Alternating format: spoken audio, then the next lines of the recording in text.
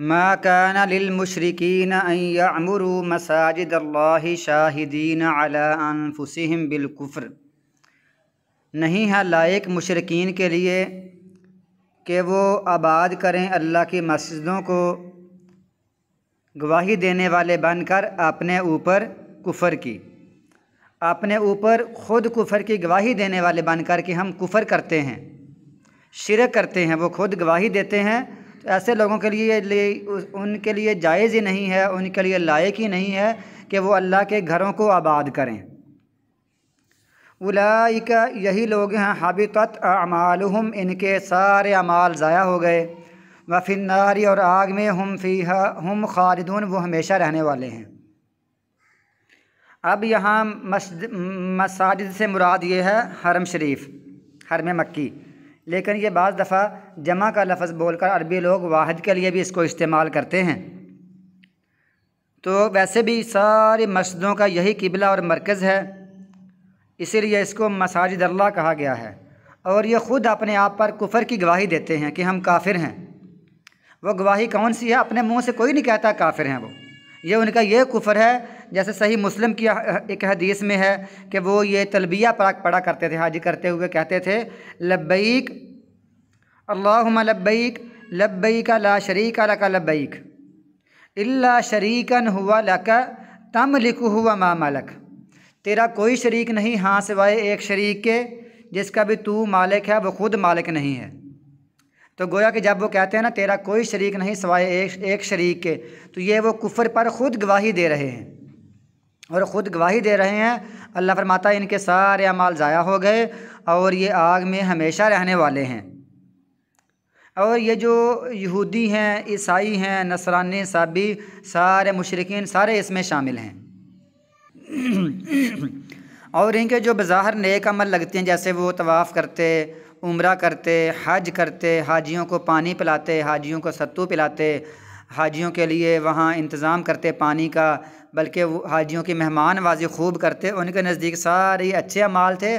اللہ فرماتا ہے ان کے سارے اعمال ضائع ہو گئے، کیونکہ اصل یہ ہے کہ یہ شرک کرتے تھے، لہٰذا شرک کے ساتھ ساتھ جتنا بھی اچھا عمل ہو وہ قابل قبول اللہ کے ہاں نہیں ہے، کیونکہ شرک ایسا بڑا عمل ہے، اتنا بڑا گناہ ہے کہ وہ سارے اعمال کو تباہ و برباد اور ضائع کر دیتا ہے۔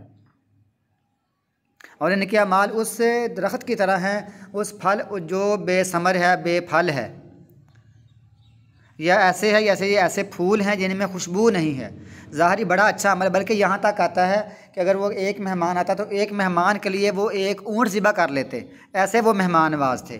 اور ان کا ذہن بھی یہ تھا کہ اگر ہم بیت اللہ کے پاس آئیں تو ہم ننگے ہو کر آئیں، برہنہ ہو کر آئیں، اور ان کا ذہن کیا تھا کہ شاید ہماری یہ کپڑے ہیں یہ حرام کی کمائی میں ہوں، اس میں کوئی شک شبہ کی کمائی ہو، لہٰذا وہ کپڑے گھر میں اتار کر پھر طواف کرنے کے لیے آتے تھے۔ یہ ان کا تقویٰ تھا، لیکن ان کے یہ سارے تقویٰ، سارے فضول اعمال سارے ضائع ہیں، کیونکہ یہ شرک کرتے تھے اور یہ ایسے کام کرتے جو اللہ کو پسند ہے۔ اللہ فرماتا ہے اگر حرم میں آؤ، مکہ میں آؤ، تو حرم تو پاک صاف لوگوں کے لیے ہے، پاک صاف رہنے والوں کے لیے ہے۔ اللہ فرماتا ہے اے بنی آدم، مسجد میں زیب و زینت اختیار کر کے آؤ۔ تو زیب و زینت یہ ہے کہ بندہ لباس پہن کے آئے۔ انما یعمروا، بے شک آباد کرتے ہیں اللہ کی مسجدیں وہ لوگ، من آمن باللہ، جو اللہ پر ایمان لائے، والیوم الآخر، آخرت کے دن پر، واقام الصلاۃ، اور وہ نماز قائم کرے، وآت الزکاۃ، اور زکوٰۃ ادا کرے، ولم یخش الا اللہ، اور نہ وہ ڈرے سوائے اللہ کے، اللہ کے علاوہ وہ کسی سے نہ ڈرے، فعسیٰ، تو امید ہے یا یقین ہے، اولئک، یہی لوگ ہیں، ان یکونوا، کہ وہ ہو جائیں گے، من المہتدین، ہدایت پانے والوں میں سے۔ اب جیسے رسول کریم نے فرمایا کہ جو بندہ مسجد میں آ رہا ہے، آپ نے فرمایا اذا رأیتم الرجل یعتاد المسجد فاشہدوا لہ بالایمان، اگر تم کسی بندے کو دیکھو کہ وہ مسجد میں پابندی سے آتا ہے تو اس کی ایمان کی گواہی دو۔ تو مسجد آباد کرنے سے مراد وہاں نماز پڑھنا، آنا، اور ان کی صفائی ستھرائی اور خوشبو کا انتظام کرنا، روشنی کا انتظام کرنا، اس میں ساری آبادی میں مکمل اس کا ایک کنسیپٹ شامل ہے کہ آبادی ہر طرح سے کرنی ہے۔ اور جو بندہ مسجد میں باقاعدگی سے آتا ہے، آپ اس کو دیکھتے ہیں آتا جاتا تو اس کی ایمان کی گواہی دے دو۔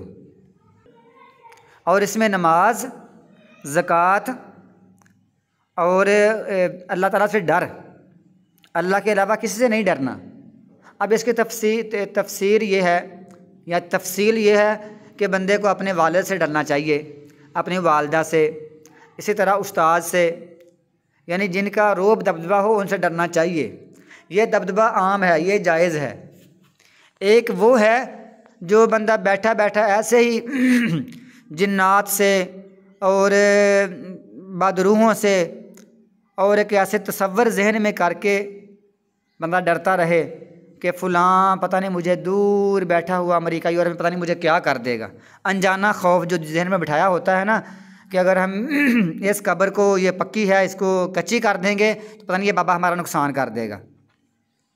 اگر ہم کسی بت کو غلط کہیں گے یہ بت ہمارا نقصان کر دے گا، ہمارے گھر میں بیماریاں آ جائیں گی۔ ایسے آج کل لوگ اگر ہم کوئی تعویذ کھولتے ہیں نا، شرکیہ تعویذ ہوتے ہیں، اس کو کھولتے ہیں یا کوئی بھی تعویذ ہیں کھولتے تو گھر والے کہتے ہیں نا اس کو کھولنا نہیں، اس کو کھولنا نہیں، اس کو نہر میں بہا دو، اسے کسی جگہ پر دبا دو، اس کو کھولنا نہیں، اس کا ہمیں نقصان ہو جائے گا۔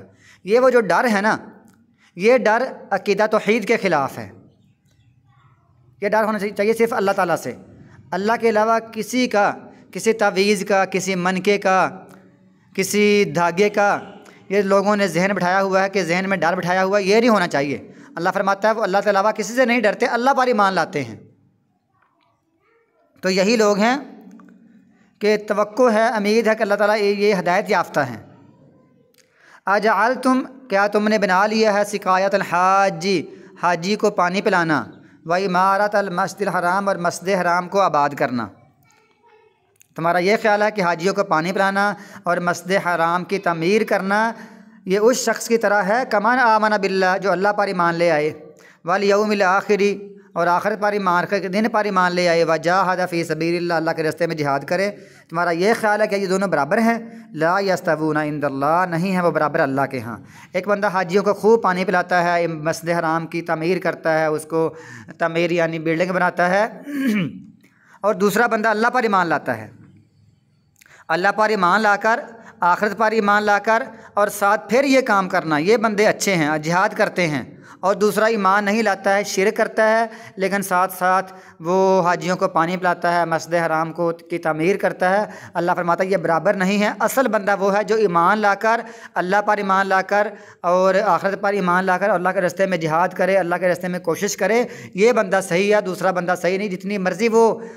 جتنا مرضی وہ عبادتیں کرتا رہے لیکن ساتھ وہ شرک کر رہا ہے، یا وہ رفائی عامہ والے کام کرتا ہے، سڑکیں بناتا ہے، نالیاں بناتا ہے، صفائی کرواتا ہے، روشنی کا انتظام کرتا ہے، بازاروں میں بڑا کام کرتا ہے، لیکن وہ ایماندار نہیں ہے، اس کے عمل شرکیہ ہے۔ اللہ فرماتا ہے لا یستوون عند اللہ، وہ اللہ کے ہاں برابر نہیں ہیں۔ واللہ لا یہدی القوم الظالمین، اللہ تعالیٰ نہیں ہدایت دیتا ظالموں کی قوم کو۔ اصل میں اس کے پس منظر میں ایک واقعہ ہے، کچھ بندے باتیں کر رہے تھے۔ ایک بندے نے کہا سب سے عظیم کام ہے وہ حاجیوں کو پانی پلانا ہے، ایک نے کہا سب سے عظیم کام یہ ہے کہ مسجد حرام کی کو تعمیر کرنا، تیسرا بندہ کہتا ہے کہ صحیح کام یہ ہے کہ ایمان لانا۔ تو حضرت عمر نے ان کی بات سن لی، فرمایا نبی صلی اللہ علیہ وسلم سے پوچھیں گے۔ تو نبی صلی اللہ علیہ وسلم کس سے پوچھا آپ، پھر یہ آیت نازل ہوئی۔ آگے اس کی لمبی تفسیر ہے، وہ یہاں موقع نہیں بیان کرنے کا۔ الذین آمنوا، جو لوگ ایمان لائے، وہاجروا، اور انہوں نے ہجرت کی، وجاہدوا فی سبیل اللہ، اللہ کے راستے میں جہاد کیا، باموالہم، اپنے مالوں سے بھی، وانفسہم، اور اپنے جانوں سے بھی، خود بھی گئے، اپنا مال بھی پیش کیا۔ اعظم درجۃ عند اللہ، یہی لوگ ہیں ان کا بہت بڑا درجہ ہے اللہ کے ہاں۔ واولئک هم الفائزون، اور یہی لوگ کامیاب ہیں۔ یہ کون ہیں؟ یہ صحابہ کرام ہیں۔ اور یہ کون سے صحابہ کرام ہیں؟ اس میں ابو بکر صدیق، عمر فاروق، عثمان غنی، علی بن ابی طالب رضوان اللہ علیہم اجمعین، اور باقی سارے صحابہ کرام۔ اللہ ان کے ایمان کی گواہی دے رہا ہے۔ اللہ فرماتا ہے یہ انہوں نے ایمان لایا اور یہ ہجرت بھی انہوں نے کی، اللہ کے راستے میں مال بھی دیا، اپنی جانوں کو پیش کیا، ان کا اللہ کے ہاں بہت بڑا ہی درجہ ہے، اور یہ یہی لوگ ہیں جو کامیاب ہیں۔ اب یہ وہ لوگ ہیں، اب ان لوگوں کو کوئی بندہ اٹھے اور ان کو گمراہ کہنا شروع کر دے، ابو بکر صدیق کے بارے میں حدث سرائی کرے، ان کو گالی گلوچ کرے، یا عمر فاروق کے بارے میں، یا عثمان غنی کے بارے میں، یا علی بن ابی طالب کے بارے میں، تو بندہ خود گمراہ ہے، خود وہ جہنم میں جانے والا ہے۔ اللہ فرماتا ہے یہ بندے ہیں جو یہ کامیاب ہیں، ان کا بڑا درجہ، انہوں نے جہاد بھی کیا اور ہجرت بھی کی ہے، مکہ سے مدینہ آئے ہیں۔ یبشرہم، ان کو اللہ دیتا ہے خوشخبری، ان کا رب برحمتن اپنی طرف سے رحمت کی، اللہ ان پر دیتا ہے کہ میں تم کو رحمت عطا فرما رہا ہوں، اللہ کی طرف سے ان پر رحمت ہے، لیکن یہ لوگ ان کو برا بھلا کہتے ہیں۔ ورضوان اللہ کی رضامندی ہے۔ وجنات اور جنات ہیں ان کے لیے، باغات ہیں، لہم فیہا ان کے لیے اس میں نعیم مقیم نعمتیں ہیں ہمیشہ رہنے والی، نعمت ہے ہمیشہ رہنے والی۔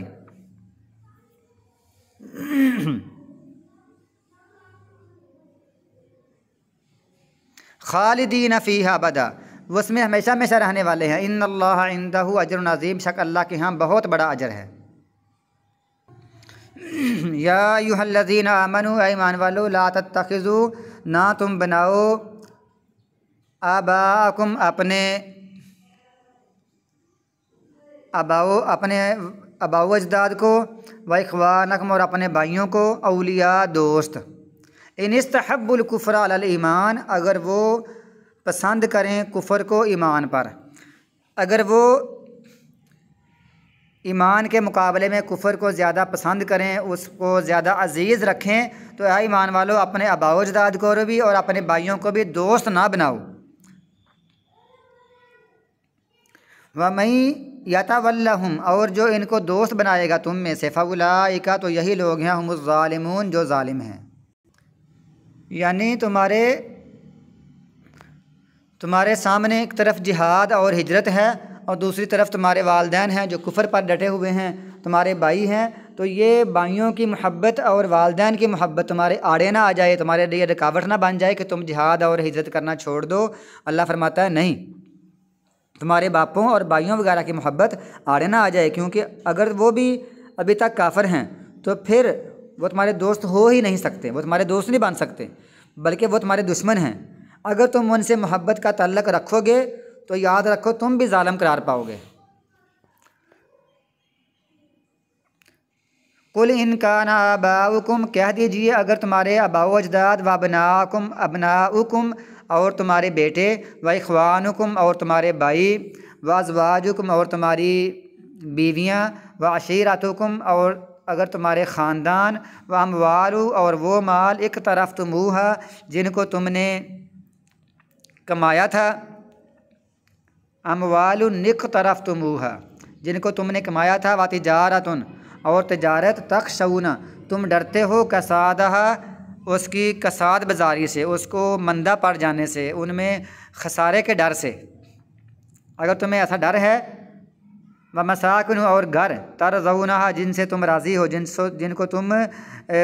سے تم محبت کرتے ہو، گھر یا حویلیاں، احب الیکم تم کو زیادہ محبوب ہوں، الیکم تمہاری طرف، تم کو زیادہ محبوب ہوں اللہ سے اور اس کے رسول سے اور جہاد سے، اس کے راستے میں جہاد کرنے سے، فتربصوا تو تم انتظار کرو، حتیٰ یاتی اللہ بامرہ حتیٰ کہ اللہ تعالیٰ اپنا حکم لے آئے۔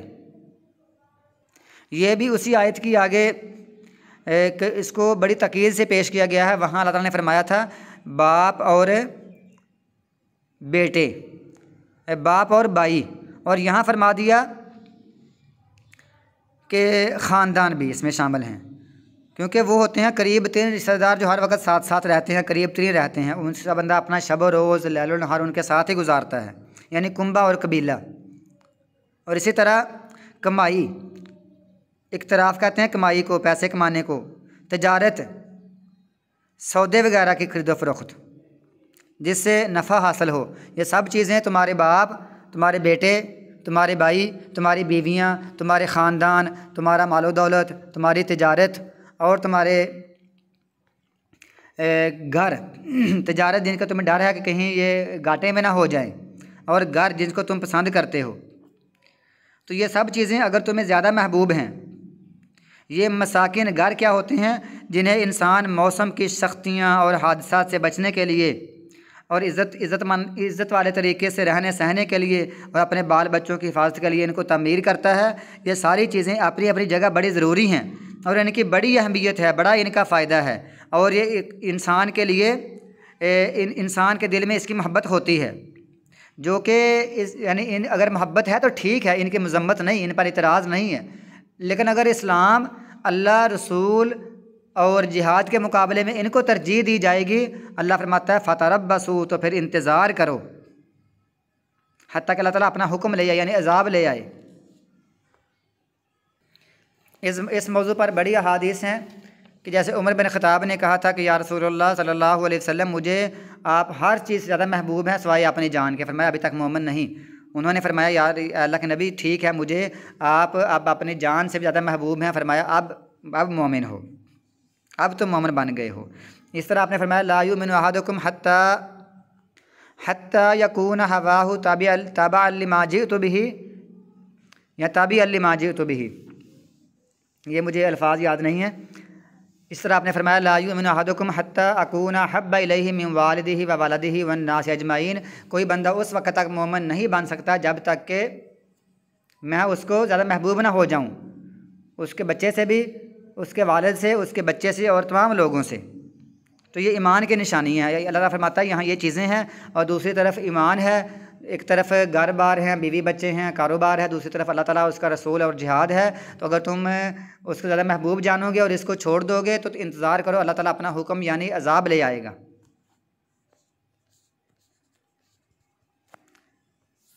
واللہ اللہ تعالیٰ لا یہدی القوم الفاسقین، اللہ تعالیٰ نہیں ہدایت دیتا فاسقوں کی قوم کو۔